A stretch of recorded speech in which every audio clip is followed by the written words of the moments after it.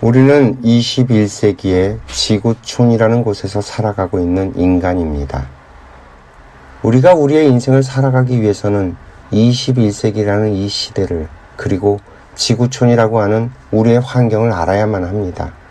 그래야 앞으로 어떤 세상이 펼쳐질 것이라는 것을 알게 되고 거기에 대한 대비를 해가며 오늘을 살아갈 수 있습니다. 이것을 외면하고 방치하면 내일 우리가 어떤 삶을 살아가게 될지 참 막막합니다. 한번 생각을 해봅시다.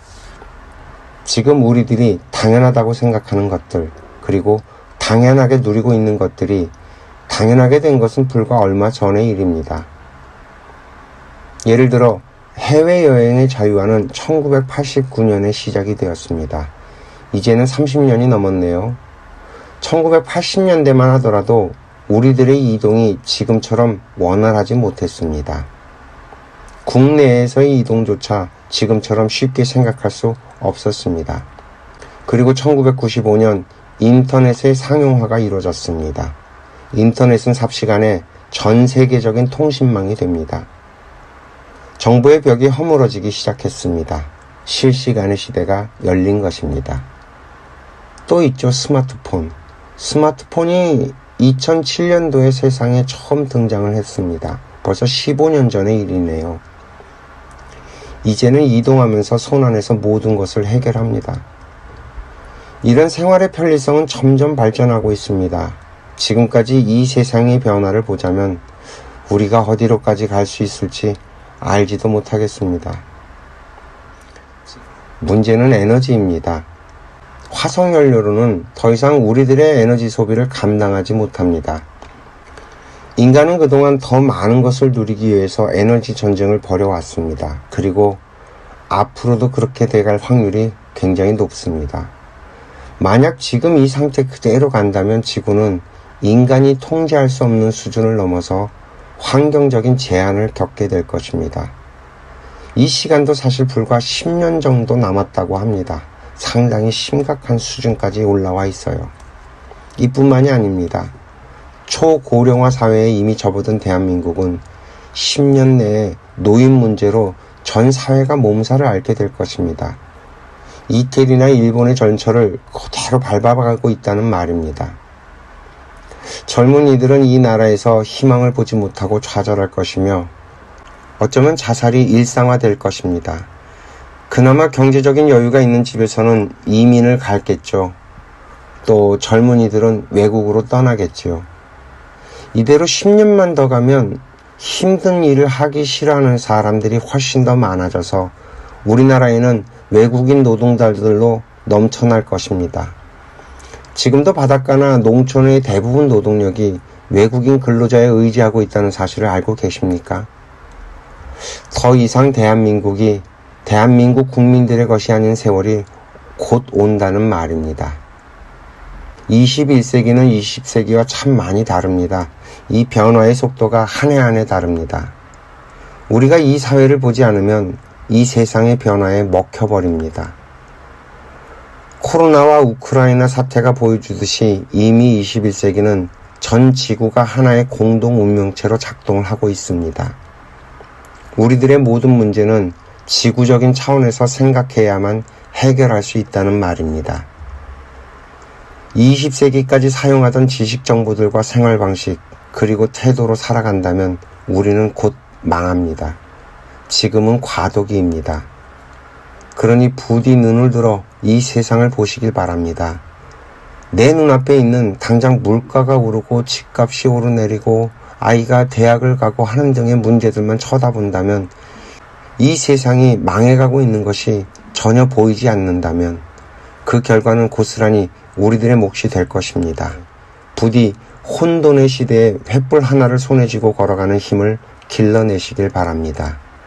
우리가 살아가는 21세기는 과거와 다르게 인간의 기대 수명이 확 늘어났습니다. 바야흐로 100세 시대입니다. 따라서 과거 우리가 인생을 경영하던 사고방식으로는 살아남기가 어렵습니다. 지금까지 우리들은 어려서 공부하고 사회에 나와서 젊어서는 돈을 벌고 나이가 들면 벌어둔 돈으로 노년을 보내는 설계를 해왔습니다. 또 그 설계가 크게 문제가 없었습니다. 그래서 국민연금을 만들었고 온갖 연금 제도를 만들었습니다. 이런 세상이 올지 몰랐다는 말입니다. 21세기는 우리에게 삶에 대한 설계를 근본적으로 다시 하라고 요청을 합니다. 어떻게 해야 할까요? 과거와는 다르게 우리가 살아가는 세상은 거대해졌습니다. 전 지구가 하나로 작동을 합니다. 한눈에 다 들어오지를 않습니다. 따라서 이 세상을 배우는 데는 시간이 좀 걸리겠죠. 일단 학교라는 시스템이 있으니 세상을 배우는데 활용을 해봅시다. 20대까지는 제도권의 학교라는 틀을 통해서 이론 공부를 한다고 생각을 합시다. 이 사회에 나가는 준비를 하는 기간을 20대까지로 설정을 하자는 말입니다. 20대 중후반으로 가면 이제 슬슬 사회로 나오게 됩니다. 그러나 아직 이 사회가 어떻게 돌아가는지, 사람들이 어떤 식으로 살아야 하는 것인지, 또 이 세상에는 어떤 종류의 사람들이 있는지 잘 모릅니다. 우리 삶에 필요한 5만 가지 것들이 있다면 그 5만 가지를 다뤄내는 사람들이 있는데 이 5만 가지를 우리는 하나씩 알아가야 합니다. 직장을 다니는 사람들은 회사라는 학교에서 공부를 할 것이고, 자영업, 창업, 프리랜서를 하는 사람들은 사회라는 학교에서 보호막 없이 실전 공부를 할 것입니다. 즉 실전을 통한 학습 기간이라는 말입니다. 이게 30대입니다. 20대까지 이런 공부를 착실하게 했다면 30대에는 많은 기회를 주어 실전 공부를 시킵니다. 물론 사람마다 처해진 환경에 따라 어느 정도 차이가 있겠지만 30대의 실전 공부를 마치면 이제는 40대에는 시험을 치릅니다. 이때는 알곡죽정이를 골라내는 기간입니다. 회사에서도 진급이라는 문턱을 놓고 골라내기 시작을 합니다.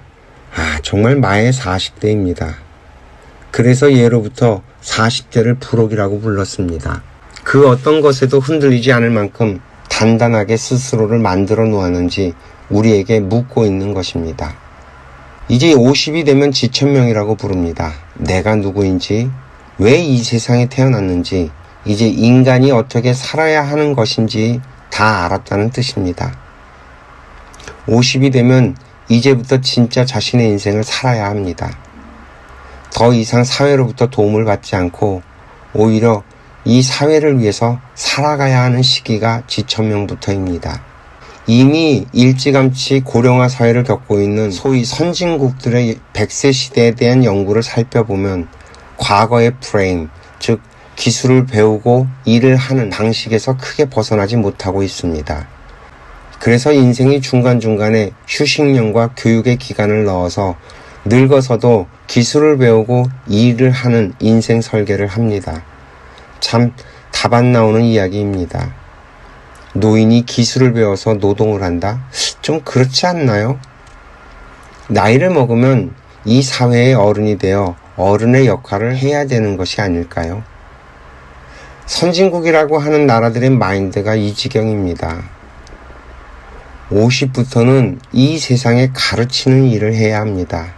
후배들을 가르치고 육성하는 일을 하는 것이 어른들의 몫입니다. 우리는 지난 50년간 세상을 공부해서 나머지 50년은 젊은이들을 가르치는, 그리고 부족한 사람들을 가르치는 삶의 구조를 만들어내야만 합니다. 우리 인생학교의 설립 목적도 여기에 있습니다. 이제 사회가 좀 보이시나요? 우리들은 잘 모르고 살아가지만 현재 전 세계에서 가장 안전한 나라를 꼽으라면 아마도 대한민국일 것입니다. 그 어떤 선진국에서도 대한민국처럼 편리하고 안전하게 사는 나라가 없습니다. 요즘 유행하고 있는 유튜브 채널 가운데서 카페에서 컴퓨터 가방 같은 것을 그냥 두고 화장실에 다녀올 수 있는 나라는 대한민국밖에 없다는 컨텐츠가 있습니다. 혹시 보신 적이 있나요? 그만큼 우리들이 살아가는 이 사회가 안전하다는 말입니다. 전 세계에서 찾아보기 어려운 우리들의 민족성이 한몫하는 것이라는 분석이 있습니다. 바로 다른 사람을 돕고자 하는 마인드 말입니다. 전 세계에 유명한 전설 같은 장면이 있습니다. 97년도 IMF 때 금 모으기 운동의 장면이나 태안반도에서 기름이 유출됐을 때 바닷가에서 자원봉사로 바위를 닦아내던 장면 같은 것들은 인류사의 유례가 없는 모습입니다. 그러나 정작 우리들의 삶을 들여다보면 우리는 타인에게 관심조차 없습니다. 물론 워낙 사람 관계 속에서 상처를 받아서 그런 것이기는 합니다만 내가 받은 상처는 알아도 나로 인해 받은 다른 사람들의 상처는 대수롭지 않게 지나갑니다. 뭐 그럴 수 있지 사는 게 다 그런 거 아니겠어. 특히나 가족 간에 서로를 위한다는 미명하에 서로에 대한 간섭으로 주는 고통은 우리의 아이들을 은둔형 외톨이로 만들어 버렸습니다. 학교에서 학원으로, 학원에서 다시 공부에서 공부로 이어지는 내 아이들을 향한 엄마들의 간섭이 내 아이의 인생을 망치고 있다는 사실을 알지 못합니다. 자, 이제 그 안으로 한번 들여다봅시다. 한 아이가 태어납니다. 그 아이는 부모의 언행을 고스란히 받아들이며 성장을 합니다. 부모가 만약에 세상과 소통을 잘하며 산다면 아이는 자연스럽게 세상과 소통하는 아이로 성장할 것입니다. 만약 엄마가 다른 엄마들과 만나서 자기 남편 흉을 보고 시댁 흉을 본다면 아이는 자신의 아빠와 할아버지, 할머니, 고모, 삼촌들을 엄마의 말을 통해서 그렇게 이해하고 성장할 것입니다. 흉을 보는 엄마의 자식은 흉을 보는 아이로 자라납니다. 만약에 아빠가 뉴스를 보면서 세상을 욕을 한다면 아이는 이 세상이 잘못됐다고 욕을 하며 성장을 하게 될 것입니다. 폭력적인 부모의 밑에서 자라면 아이는 밖에 나가서 폭력적인 아이가 됩니다. 폭력을 봤으니 폭력을 휘두르는 것입니다. 나의 모습이 바로 내 아이들의 모습입니다. 내가 이 세상을 힘들어하면 우리의 아이들은 당연히 이 세상이 힘들게 됩니다. 이것은 마치 혀 짧은 아버지가 아들에게 바람풍을 가르치겠다며 바람풍을 아무리 외쳐봐도 아이는 바람풍이 아닌 바람풍을 할 수밖에 없는 것입니다. 내가 공부를 할 줄 모르면서 공부 잘하는 아이를 만들겠다는 것 자체가 어불성설입니다.